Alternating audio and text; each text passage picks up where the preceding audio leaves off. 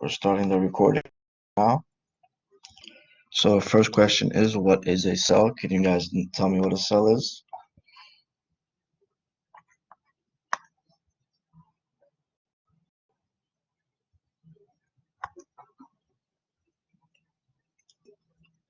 Diana, Emmanuel, do you know what a cell is?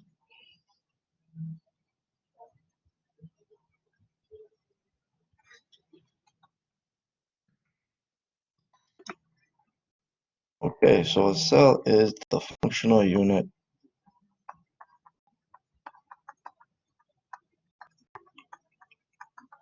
of a tissue,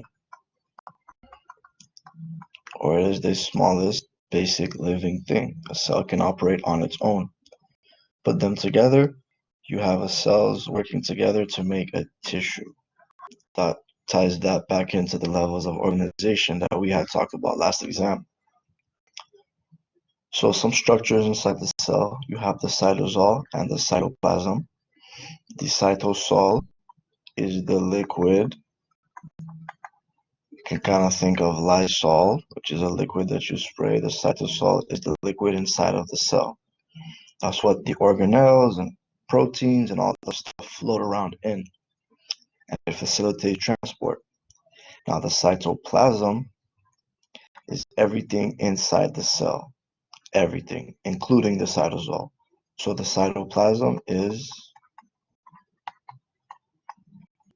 equals the cytosol plus the organelles inside of the cell. Okay, no problem. Thank you for letting me. Next is, what is the function of the plasmalemma or cell membrane? So we don't use this term anymore, plasmalemma. We just call it cell membrane or plasma membrane. And it surrounds the border of the cell. So what does it do? It provides protection.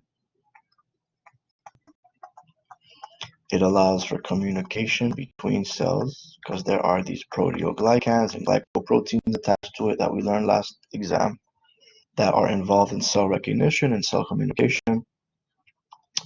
And it gives it its shape and structure. Okay, depending on the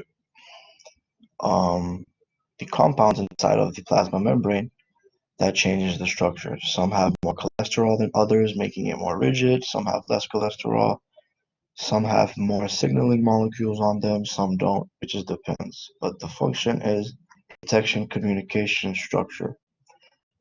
And he likes to use the term physical barrier. That goes hand in hand with protection. Okay? The plasma membrane is composed of the phospholipid bilayer,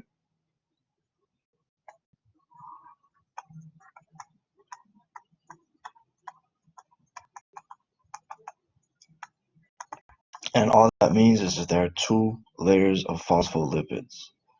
A phospholipid has a glycerol head and two fatty acyl chains.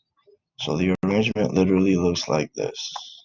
Fatty acid, that's one layer, and then that's the other layer right here.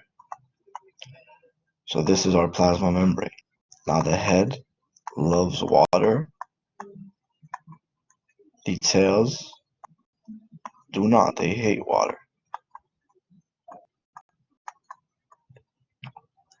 Okay, so this is what allows certain things to come through the plasma membrane while others are not allowed, unless there is a channel protein present. Now what is the cytoskeleton?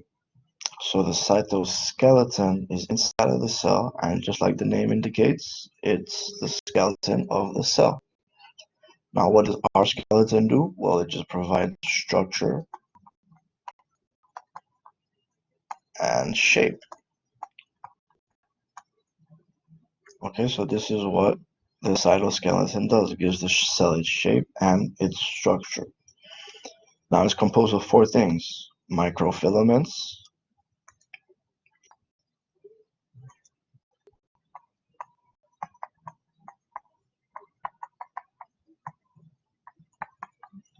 microtubules.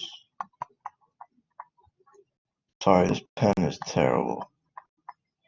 And my handwriting isn't that much better anyways.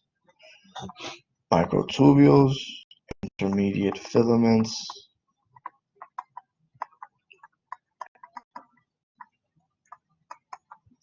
and thick filaments.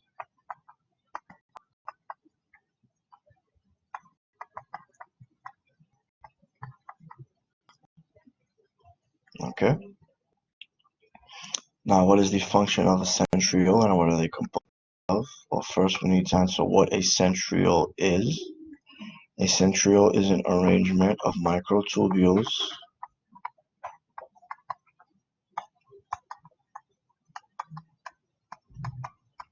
and they're this thing right here. Okay, they kind of look like churros. So its purpose is during cell division, it starts to pop up. It sends out its micro spindles or these microfibers and attaches to every single organelle. Why does it do that? Because it moves them around, moves organelles around for cell division.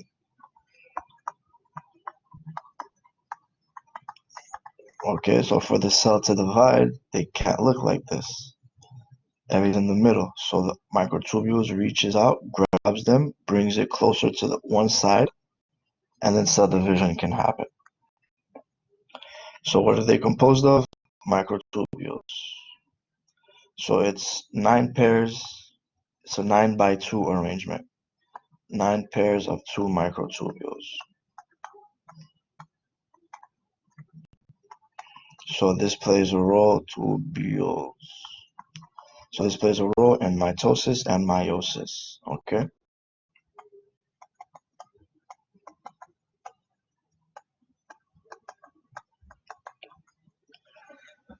The next organelle that is very important is the ribosome. Delete that.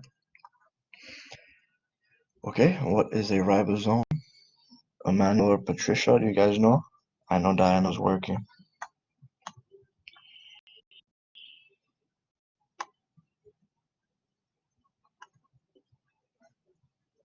Okay, so a ribosome is an organelle that produces proteins.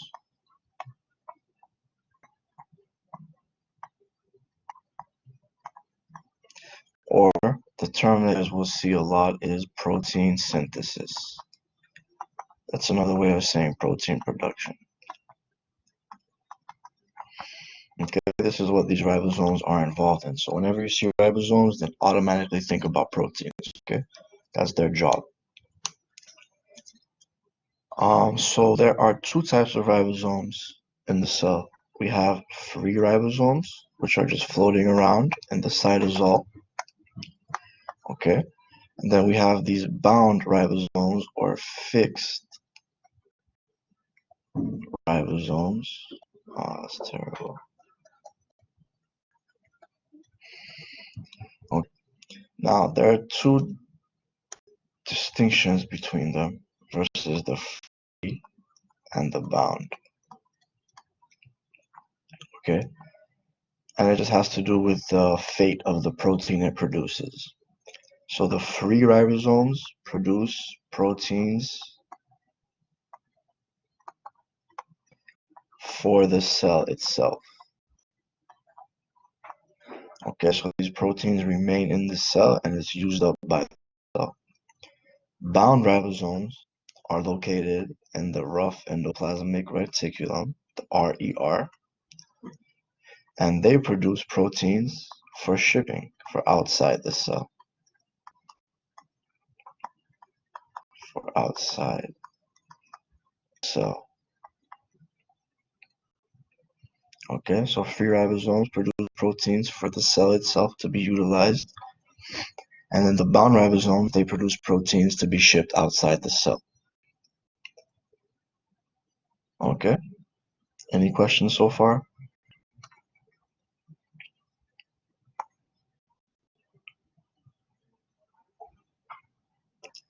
Okay, so another set of organelles, we have the SER, we have the RER. We kind of talked about the RER a little bit.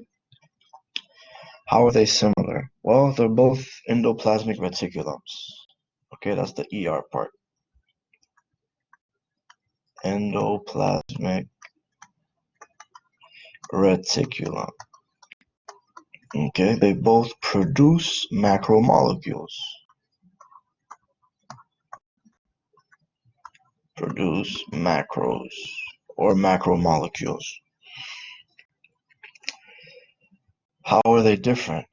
Well, it's the type of macromolecules that they produce is how they differ. The SER produces phospholipids or fats, cholesterol,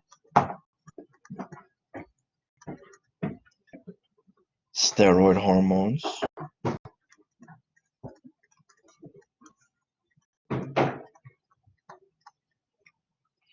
They also store fats and sugar. This is the glycogen store, okay? The glycogen is a storage of sugar molecules or glucose.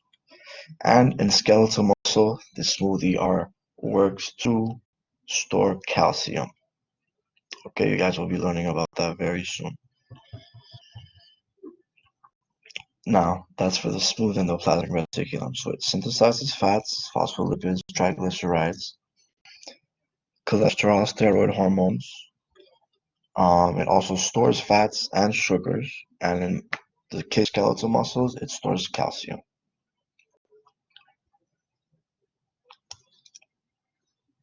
Okay, now we're going to get into peroxisomes and lysosomes. So these two are both bound in vesicles, okay?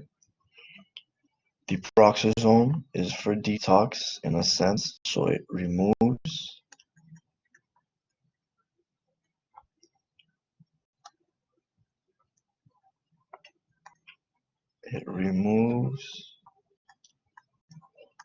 free radicals and peroxides. What does that mean? So these are just usually byproducts of the chemical reactions happening inside the cell.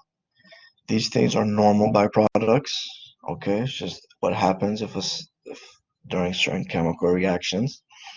But the problem is if they start to accumulate too much, then they start becoming toxic to the body and they just wreak havoc on all the cellular processes.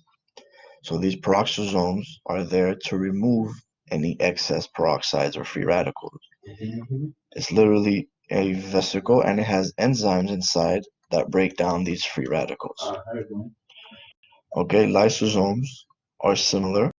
They're also in vesicles, except they have a different amount of enzymes in them. These enzymes are for breaking down worn out organelles. Worn out organelles.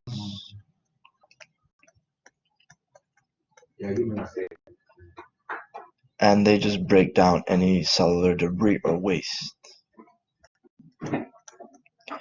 Okay, these two things are very similar, where they just break things down inside the cell, but they're different with what they break down. Peroxisomes break down peroxides and free radicals, and lysosomes break down worn out molecules, worn out organelles, any cellular waste that happens inside. It picks it up, digests it, and then releases it out into the blood to be filtered out by the kidney or liver.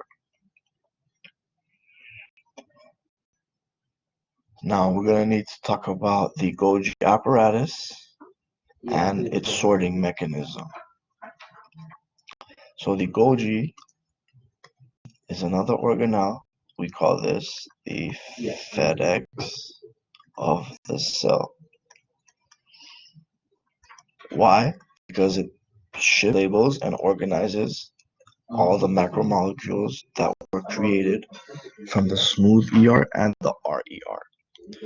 So we have smooth ER or RER. Their products go to the Golgi apparatus or the GA. Then the Golgi packs it into vesicles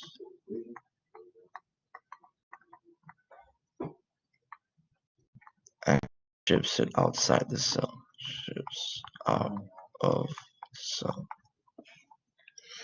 So this image right here kind of shows it, what it does. So this is the Golgi right here, the purple thing. Okay. You have the maturing phase on this side and the forming phase on this side. So notice how the Golgi is facing the ERs, the endoplasmic reticulums. In this case, it's showing the rough endoplasmic reticulum because you can see the little granules of ribosomes attached to them. So once these things are created, they pinch off the ER, they go into the Golgi. Then it just goes down the series of folds and stuff, and eventually it reaches down the maturing phase. From there, the proteins are packed into transporting vesicles or secretory vesicles that go outside the cell to be released. Okay, that's one function of the Golgi. The Golgi also produces lysosomes. Remember how we talked about lysosomes breaking down worn out debris, worn out organelles?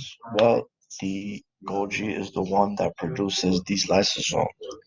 It packs the enzymes and puts them in the vesicle that breaks down these things. Another function of the Golgi, besides secreting things and creating lysosomes, is to renew the membrane. If there is damage, it sends a vesicle out there with phospholipids just to reincorporate itself into the cell membrane to be fixed. Okay.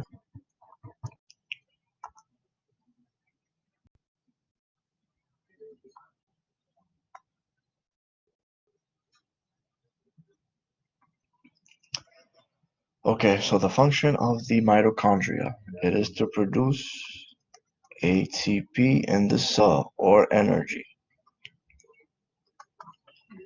Okay, you guys are going to need to know the membranous organelles.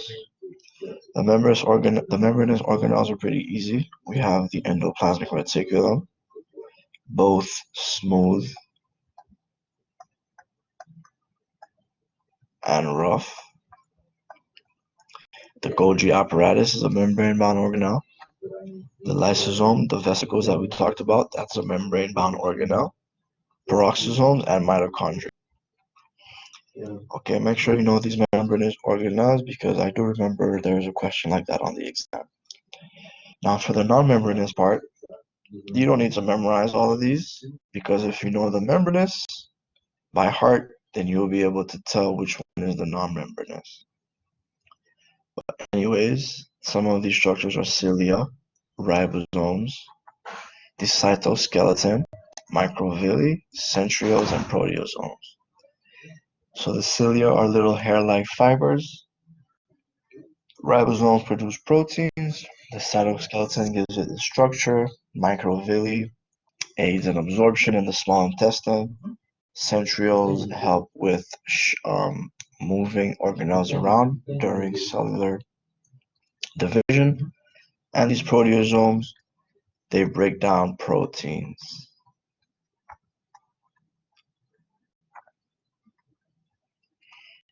Okay, they're similar to the lysosomes and peroxisomes where they are in a vesicle, except this vesicle is not membrane bound, and its job is to just break down proteins. So now there are two ways the cell can either take something out of the environment and bring it inside, or release something out into the environment. So endocytosis is for inside the cell, so that's when it picks something up from outside. So it engulfs object.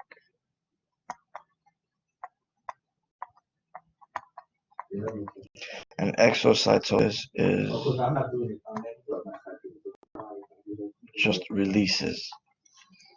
So the Golgi apparatus, remember that we said they had secretory vesicles that release things out into the environment? Well, this is the process of how it's released, exocytosis.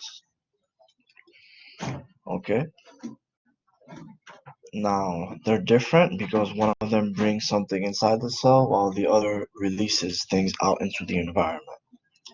How do they relate? Well, they're both active transport, meaning they require energy or ATP to release or to engulf an object. So a type of endocytosis, we have pinocytosis is a type of endocytosis. And then we have phagocytosis, which is a type of endocytosis.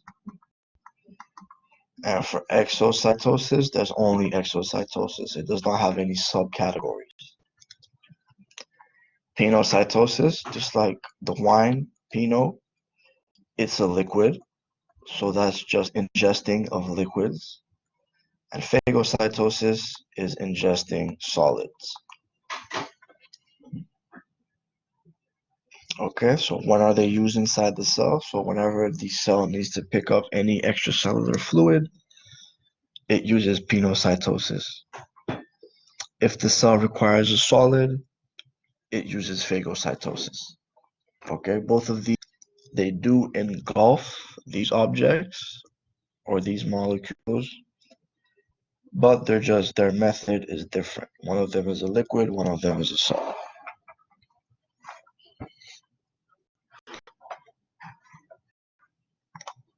Yeah.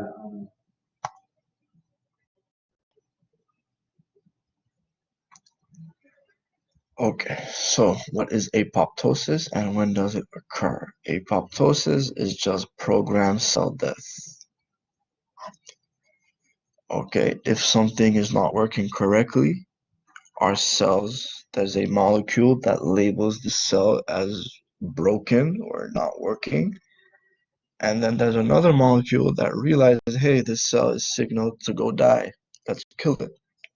So this is a normal response. This happens all the time in our body, okay? This is programmed cell death. So our body knows what it's doing. It's killing it on purpose. Otherwise, it would just wreak havoc on our body. Most likely be a cancer cell, whatever it is. Yeah. This is a completely normal phenomenon, okay? You're gonna convert cyanide. So now there are different junctions used by the cell. We have anchoring junctions, which are desmosomes, and hemidesmosomes. What they do is just they connect the cells to one another. So the hemidesmosomes connects the cell to the basal lamina, so the base of it, base of tissue, and the desmosomes connects the cells to cells. So in places where there's just mechanical strain, our skin, our tissues, our muscles, these desmosomes hold these cells together so our tissue does not rip apart. Then we have communicating junctions, which are known as gap junctions.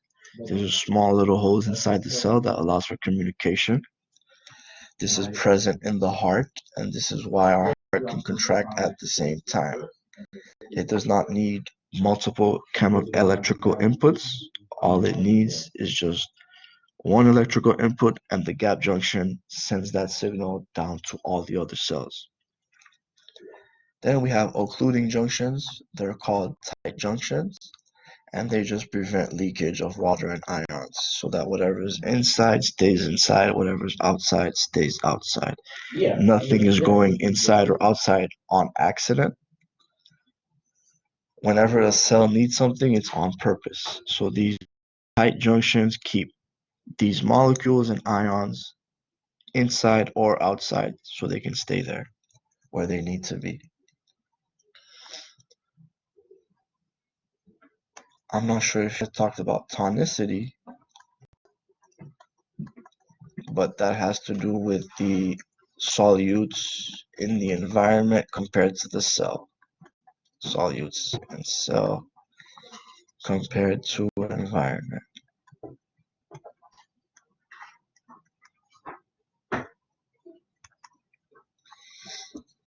So we have three types. We have hypertonic, hypotonic,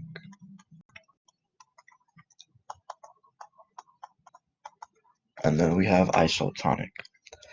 So in a hypertonic solution, all it means is that there is more solutes outside compared to the amount of solutes inside the cell. So with osmosis, we know that water travels to an area of high solute concentration. So if we are in a hypertonic solution, meaning that there is more water on the outside, there's more solutes on the outside, then water will escape the cell and it'll just go outside, causing the cell to shrink or crenate.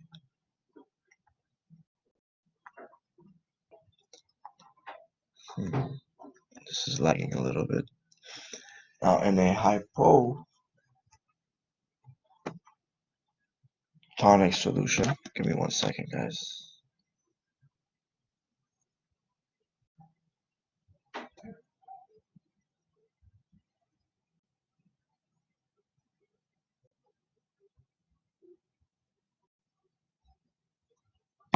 Okay. In a hypotonic solution, there are more solutes in cell.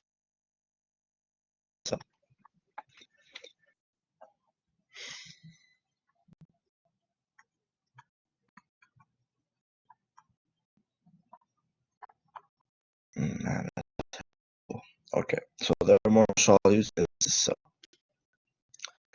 So we know that water travels to an area of high solute concentration. So we expect the water to go inside the cell, causing it to expand and eventually burst. Okay, so it seems like I'm having some connection issues. Let me know if you guys can hear me. Or am I cutting off or not?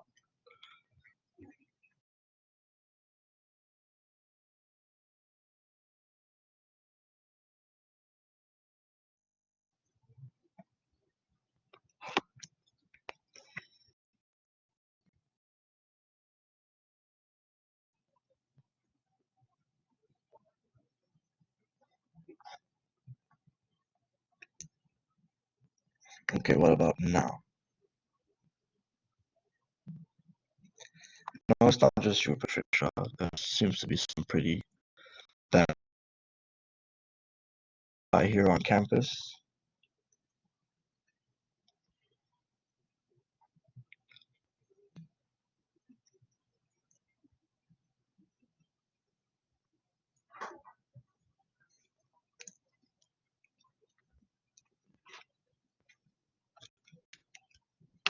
Give me 1 second.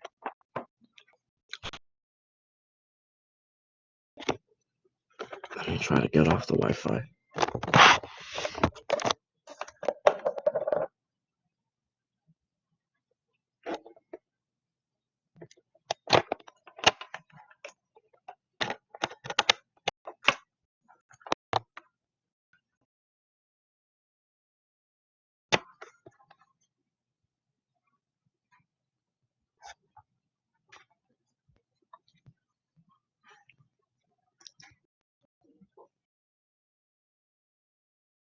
What about now?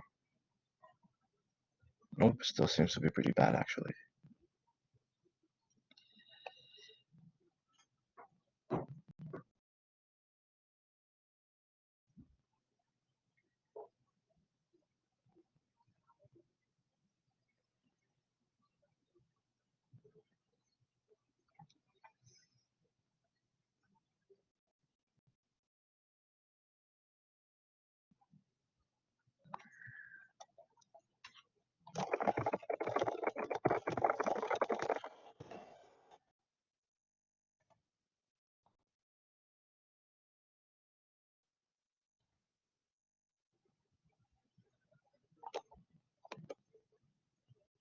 Can you guys hear me now?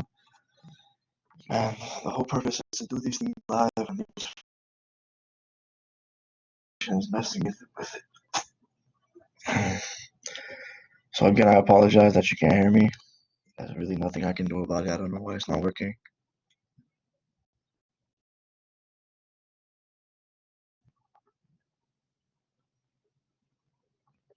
Let me try.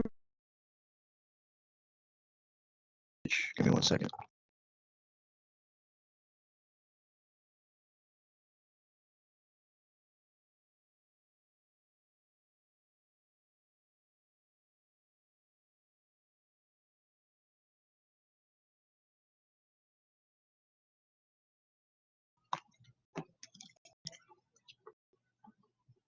Okay, it should be better now.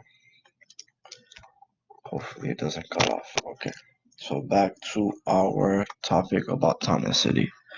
So a hypertonic solution means there's a lot of solutes outside in the solution compared to the solutes inside the cell. So this causes water to travel outside. Okay, when this happens, the cell shrinks up. In a hypotonic solution, there is more solutes inside the cell than outside. So we know that water likes to travel to areas of high solute concentration. So water just floods inside the cell, causing it to eventually burst or lyse. Lysis, and this one is crenation, because this one is hyper, this one is hypo, and for isotonic, iso means same, so same number of solutes inside and outside.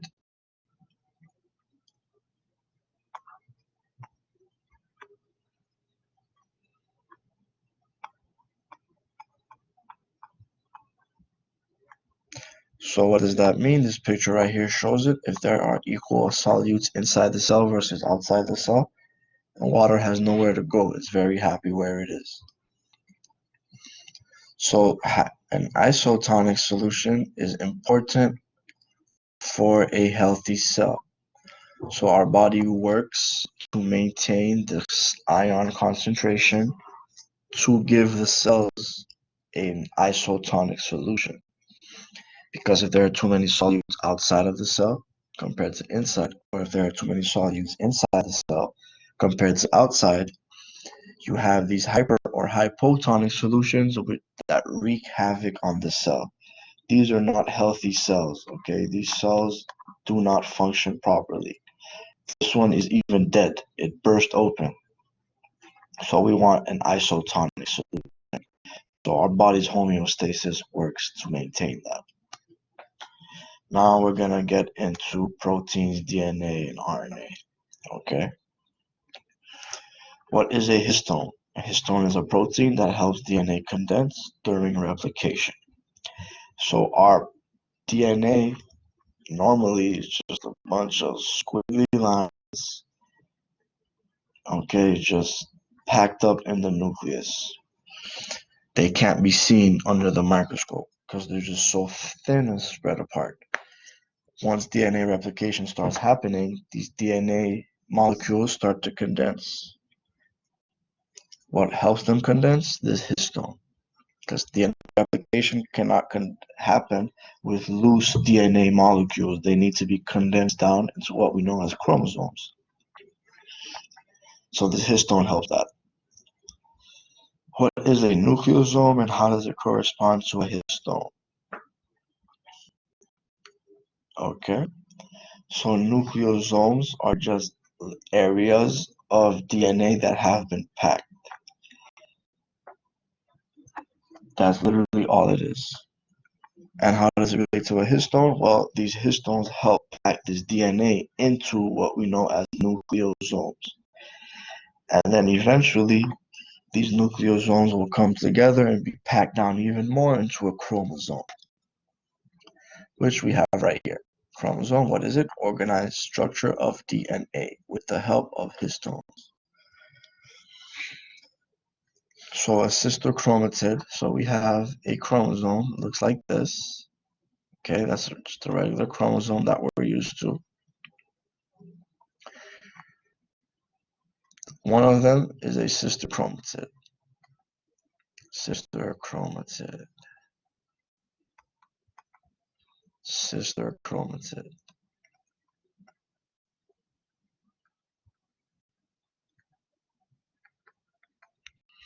Okay, so that's what a sister chromatid is. How do they correspond to a chromosome? Well, each part of the chromosome is a sister chromatid. Two sister chromatids make up one chromosome. What is transcription? So we know this as the central dogma of biology.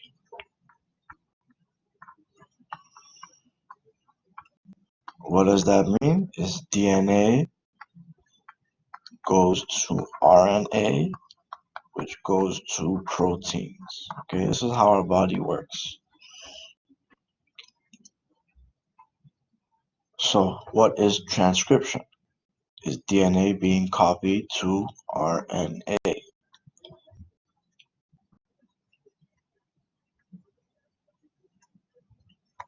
Sorry, it's a little glitchy. RNA. That is what transcription is. So this part right here is transcription. Now translation is from RNA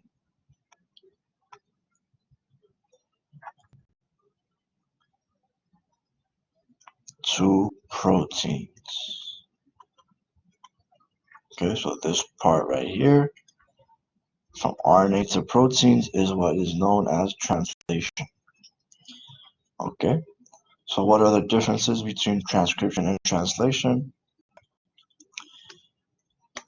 Pretty easy. Transcription is DNA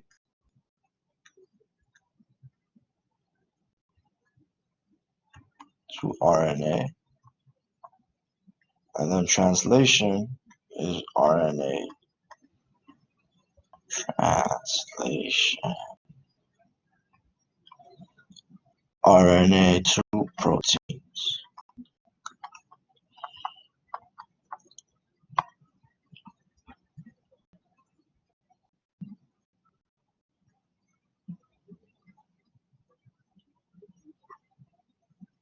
Okay, so what is DNA? DNA stands for deoxyribo. Now let me just type that. This writing is becoming annoying. Deoxynucleoribose.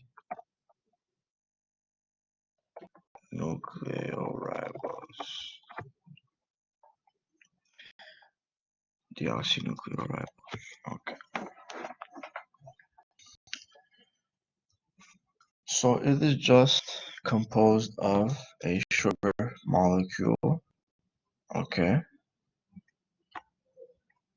which is this pentyl sugar right here, composed of a phosphate group and a nitrogenous base. Now this is a nucleotide, but a bunch of these nucleotides create the DNA, okay? So DNA is just an arrangement of these nucleotides. Now, what are the components of the nucleotides? Well, first, you guys need to make sure you know what these nucleotides are. Okay, they're composed of phosphate groups, like we said. It's composed of this pentyl sugar, which is either the deoxyribose for DNA or oxyribose for RNA. And then we have these nitrogenous bases. Now these bases can either be adenine, pictured here. We have guanine,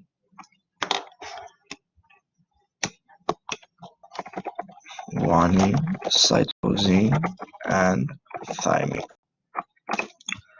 Now this is specifically for DNA. The thymine part is blocked off. Great. Thymine. Now, if we're talking about RNA, then instead of thymine, it would just be uracil. Okay? So these are the components of the nucleotide: a sugar, phosphate group, and a nitrogenous base, one of the four that I just mentioned. So where do you find DNA polymerase and what does it do? So during DNA replication and synthesis, this DNA polymerase is what synthesizes the DNA. Okay, it is an enzyme that synthesizes DNA. So what is RNA? RNA is similar to DNA, except for the sugar. This is ribonucleic acid.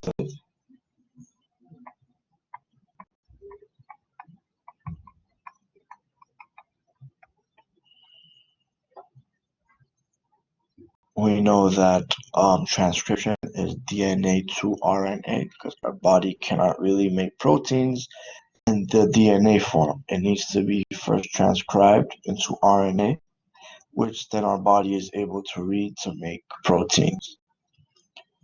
Okay, where can you find RNA polymerase and what does it do? RNA polymerase synthesizes RNA from a DNA copy. So whenever you see polymerase, just know that it's synthesizing something, it's creating something. DNA polymerase creates proteins, DNA. RNA polymerase creates RNA. So for this one, you need to pair the DNA complement. Okay, what does that mean? Well, first you need to know what the complements are. Okay, there's Chargas rule, which states that A is always with T, G is always with C. I'm talking about the nitrogenous bases, so adenine, thymine, guanine, cytosine. They're always matched together like this. Don't forget it, okay? A with T, G with C. So now that we know the DNA is T, T, A, C, T, T, A, then we can guess what the complement is, right? We said that T is always with A, so its complement would be A. This would be A. A is always with T, so this is A. This one has to be a T. This is a C, complements with guanine, and then A, T. You guys get the idea. So this is the DNA complement right here. Now for the RNA complement, it's very similar, except that we do not use thymine. Okay. So this is an RNA right here. Well, this is a DNA molecule. We need to change it into an RNA. So how do we do that? It's simple. The rules still apply. It's A with T, G with C. But we said that RNA does not have T. Instead, it has U. So A is paired with U. But if you do see a T though, its complement is the A, because this still plays into effect. The only thing RNA does not have is thymine. So T is complemented with A, T is complemented with A. A would normally be complemented with T, but we know that it's a RNA molecule, so we do not have T, we have U. C is with G, that doesn't change. T is with A, T is with A, and this A right here is supposed to be complemented with a T, but since we're talking about an RNA molecule, is complemented with U, okay, or uracil.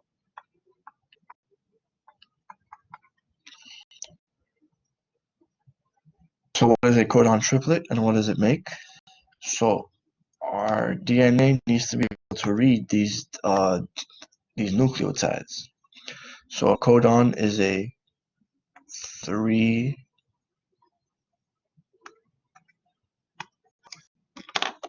nucleotides. So this is how our body reads DNA and RNA in codons. So each codon has a specific code with the nucleotide. So AUG, for example.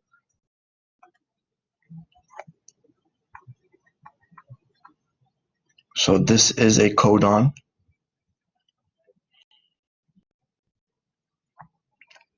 And these codons help indicate, they have different functions. It tells the DNA to stop replicating.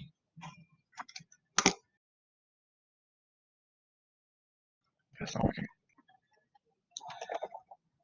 Tells DNA enzymes where to start replication, where to end replication.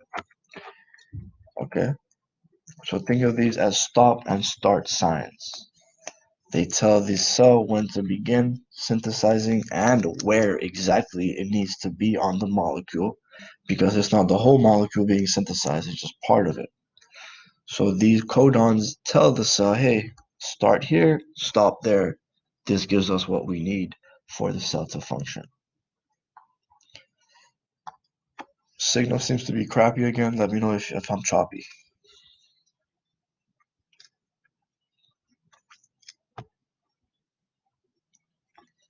Yeesh, this is terrible. Okay, so what are the types of RNA and their functions? You have rRNA,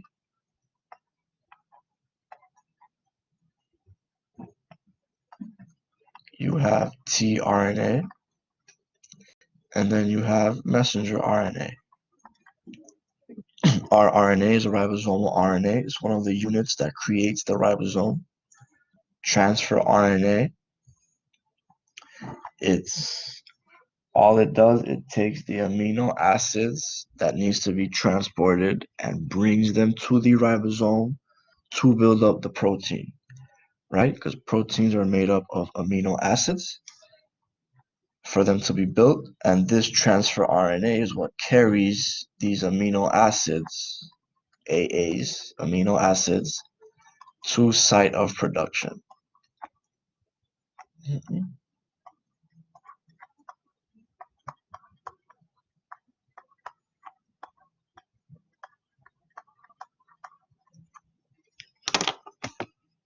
Okay, let me refresh.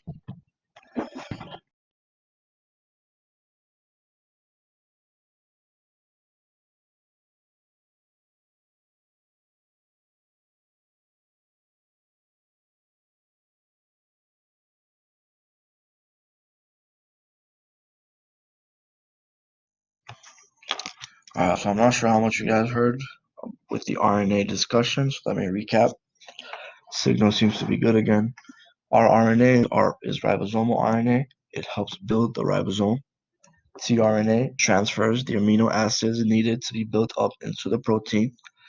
Messenger RNA is what holds the code for the protein to be built.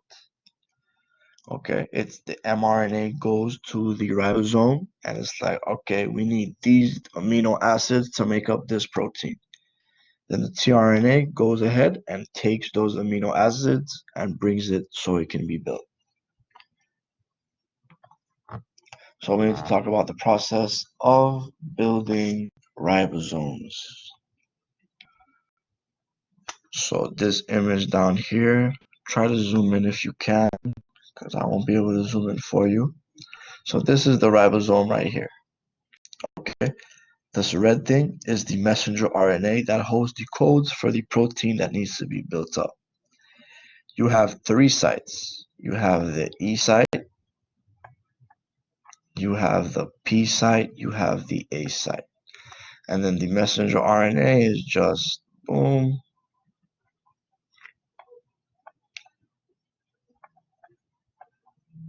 It has the codes.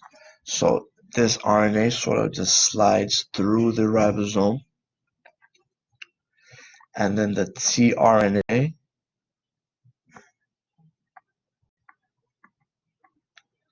brings the amino acid to the A site. Okay, you can think of A for amino acid. Then the whole thing shifts over. It goes to the P side where the polypeptide is, so P for polypeptide. Then it moves out to the exit where that tRNA leaves. And then this cycle continues. tRNA brings the amino acid to the A site. It shifts over. The amino acids are built up on the P site. And then once the amino acid is complete, the tRNA finishes giving off the amino acid. It moves to the E site or the exit and leaves, and the cycle continues. Okay, if you guys are not clear on this, just come visit me later at the lair. You can ask questions right now. I know you guys aren't very talkative right now, but if you have questions, just let me know, okay?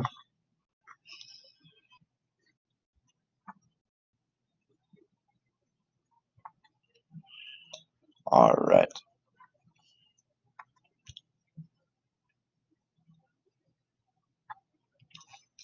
So plasma membrane and its proteins. What are the components of the plasma membrane? Well, you have proteins,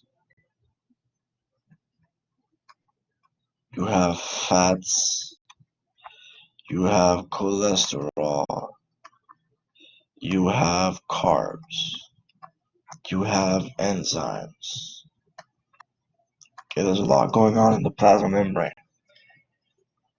So some of these proteins include integral and peripheral proteins. They're known as membrane proteins. Some of them, their job is to anchor structures down. Some of them is to recognize molecules. Others are enzymes, which help break down or speed up the reaction. We have receptor proteins that also kind of are similar to recognition proteins. Okay, those two come hand in hand. Then we have carrier proteins, which literally take things inside and outside the cell because they can't travel through the plasma membrane. So these carrier proteins assist with this. And then we also have channel proteins, which are always open, which allows ions and hydrophilic things to travel through. Because remember, again, the phospholipid layer, okay, the tail part does not like water. Okay, the heads love water. Check mark, check mark. This part hates water, so nothing can go through it. Anything that loves water can't go through. So these channel proteins are there to transport it through the membrane. So we need to talk a little bit of fusion because this is how some of these things enter and leave the cell through diffusion. Diffusion takes something from a high gradient or meaning high concentration.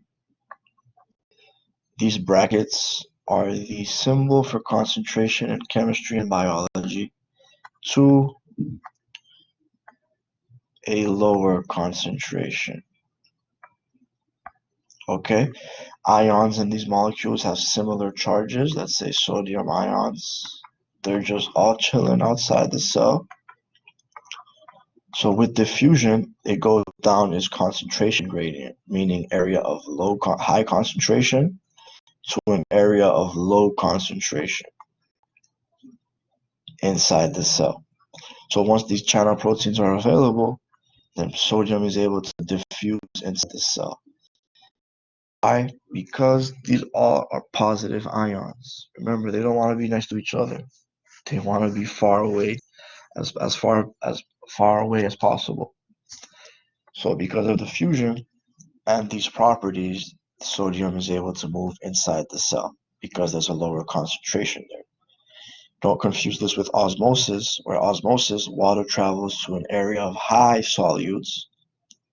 Diffusion makes these molecules go from an area of high concentration to an area of low concentration.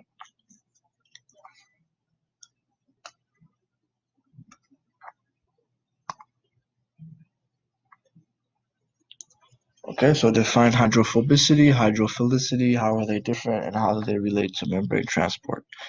So if you're hydrophobic, you do not like water. If you're hydrophilic, you do love water. And how do they relate to membrane transport? Well, we said that the membrane is phospholipid bilayer. Okay, so there's a bunch of these lipids. The heads love water, the tails hate water. So this is how it relates to membrane transport. So if you are hydrophilic, you love water, then there's no way you can get through. Why? Because you have these tails that do not like water. They're not going to let you through.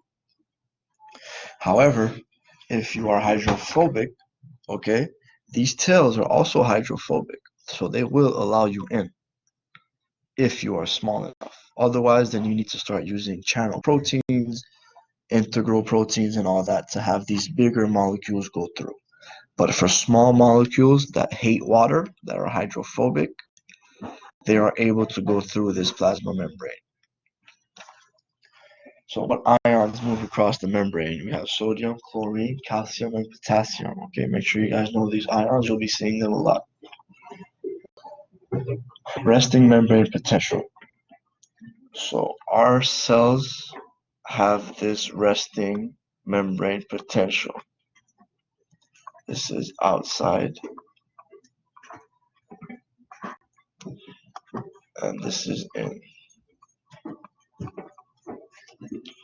So normally our cells are positive on the outside and negative on the inside. This is resting membrane potential. Okay. So our cells are at rest. This is the natural state of the cell. Positive outside, negative inside. So ions move across this membrane, again, through these different channels that we talked about. So based on their concentration, so let's say sodium, which this is true, sodium has a high concentration on the outside. So if there is a sodium channel protein there, and sodium will slowly go inside the cell. Okay. So what lipid types are found in the cell membrane? So the main one is phospholipid.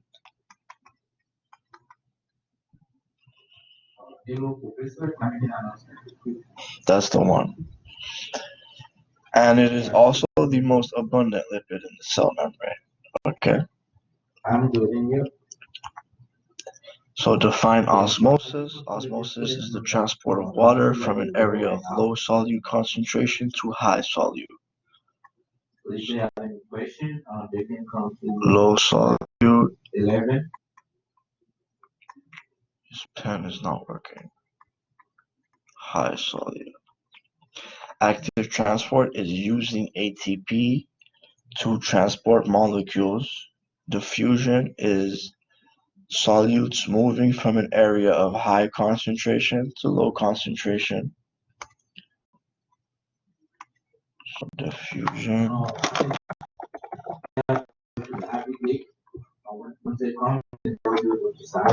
High concentration to low concentration. Don't confuse this with osmosis, where it goes from low solutes to high solutes. And then there's facilitated transport, which is a type of passive transport. Okay, and facilitated because there's a protein that helps move it. Okay.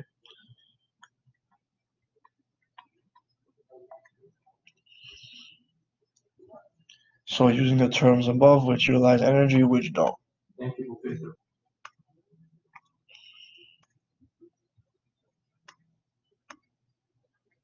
So osmosis does not utilize energy. Active transport, it does use energy. Define diffusion, it does not use energy. Facilitated transport does not use energy.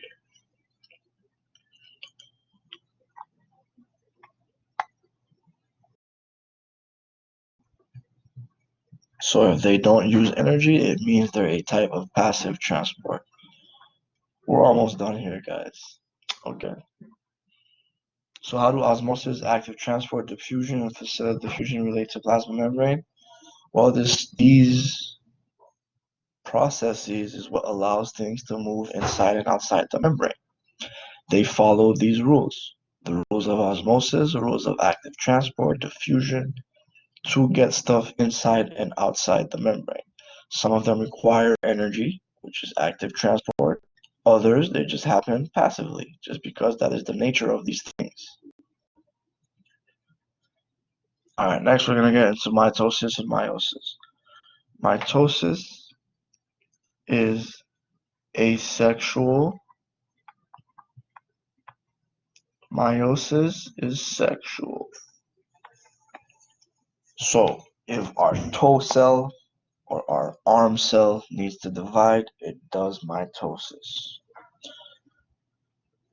Our sex cells, for example, so our sperm and our egg for the ladies, they use meiosis. So their cells have different life stages. Okay? There is the G1, S2, G2, and M phases.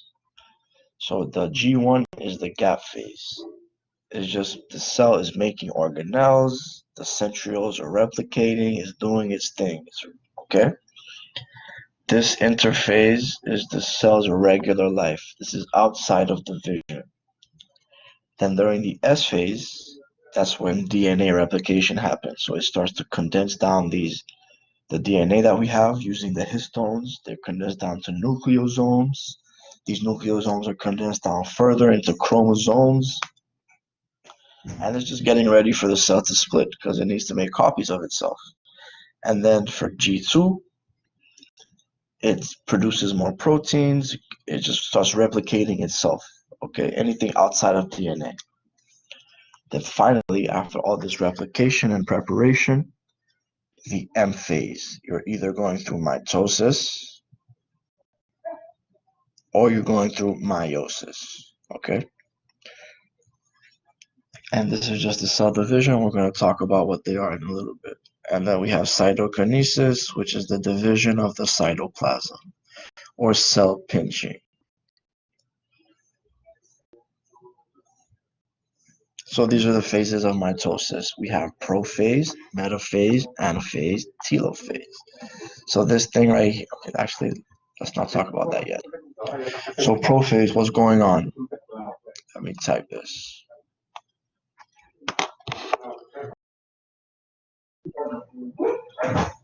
The nucleus is broken down. As you can see, the dashed white lines. Why? Because the DNA needs to be out in the open. Nucleus is broken down. Then we have the centrioles. Remember, they have these microtubules that reach out and grab certain things. In this case, it's grabbing the chromosomes.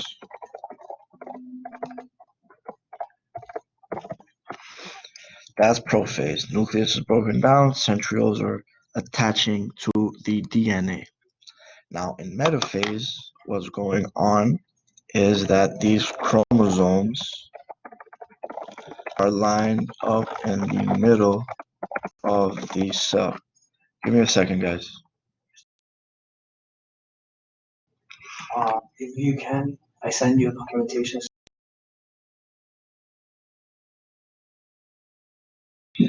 So metaphase, chromosomes are lined up in the middle of the cell. So middle for metaphase, that's it. Pretty simple. Now anaphase, that's when we have the sister chromatids pulled apart. Okay, my sister Anna. Okay, that's the way to remember it. Sister chromatids pulled apart. Remember that these things are chromosomes. Chromosomes look like this.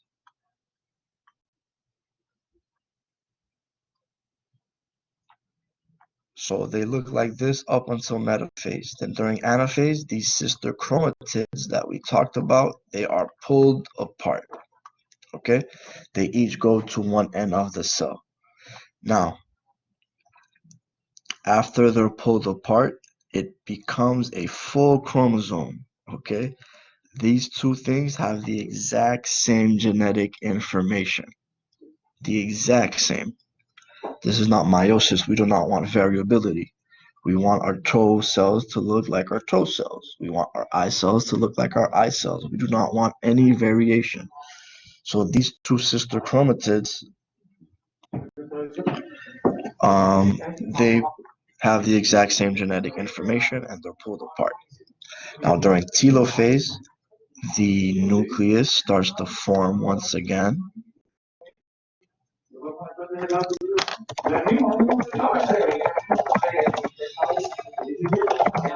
Nucleus starts to form. These spindle fibers start to break down from the centrioles. Break down because they're no longer needed to move the DNA around. And then there is this little pinching that occurs right here.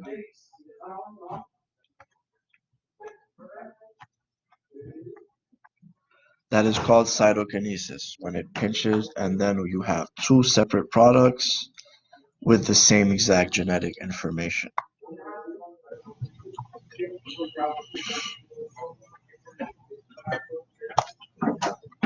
Meiosis is similar to mitosis, where you just have meiosis 1 and meiosis 2. They both have prophase, metaphase, anaphase, telophase, but it just happens 2 times. And this is what causes variability. Okay? So, what is the difference between mitosis and meiosis? Mitosis is for regular cells or somatic cells. Meiosis is for sex cells. What is the difference between interphase and prophase? Interphase, the cell is preparing to be replicated, and prophase is the actual first step of cell replication. The difference between interphase and metaphase, again, interphase is just the steps the cells are taking to prepare, and then metaphase is when the DNA actually lines up at the middle of the plate.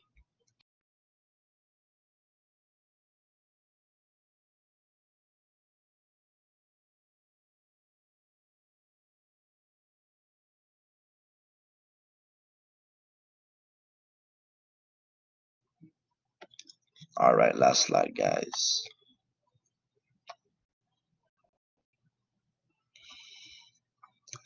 Okay, so you guys need to know the 4 main tissue categories.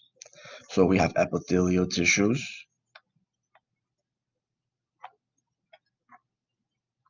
we have connective tissues, we have muscular tissues, and then we have nervous tissues. So epithelial tissues are separated into simple, cuboidal, and columnar. Sorry, not simple, squamous.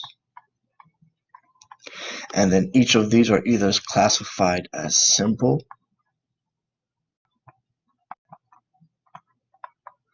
or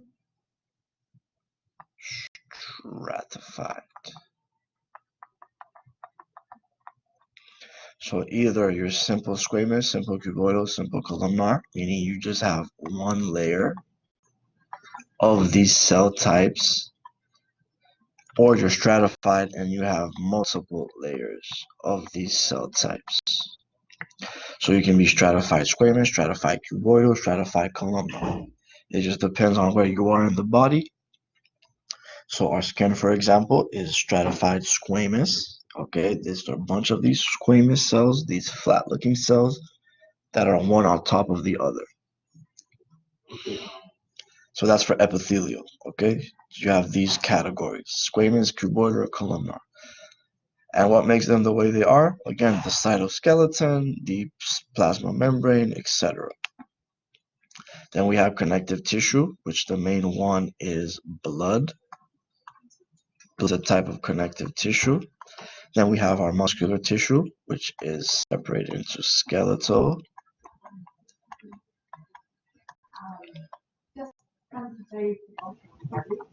muscular, sorry, skeletal, cardiac, and smooth. Okay, so that's the category of the muscular tissue. And then we have our nervous tissue, which is our normal, and they just, what they do is they carry signals from one part of the body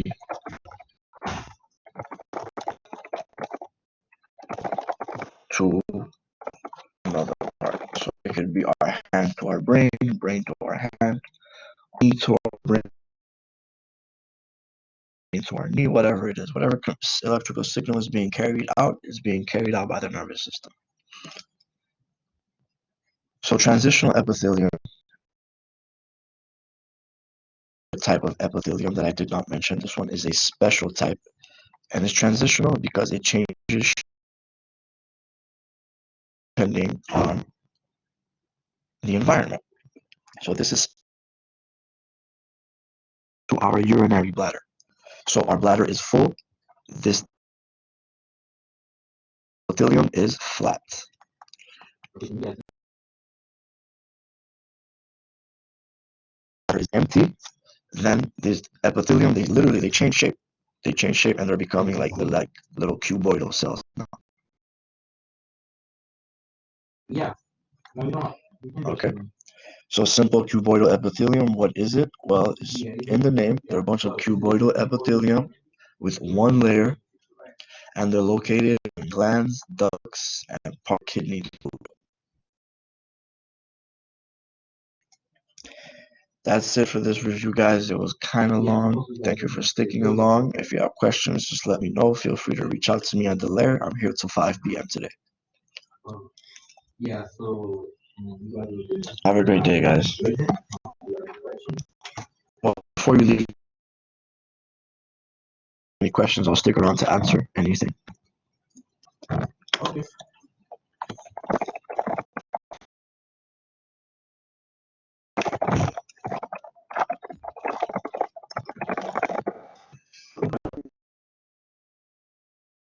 Sure, and then I can use my whiteboard.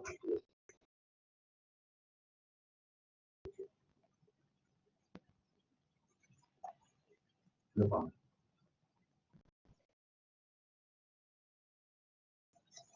Yeah, no, I your camera.